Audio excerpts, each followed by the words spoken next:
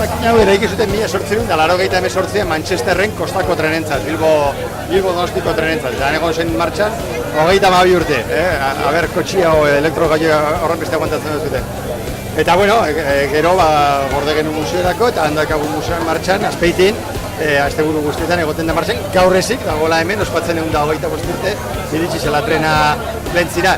Egiten du, 25 urte egin genuen txango berdina, eta 100 urte ere ospatu genuen makina honekin eta tren berdinekin, eta bueno, pozgarria da egia, esan da, pozgarria da berri errepikatzean.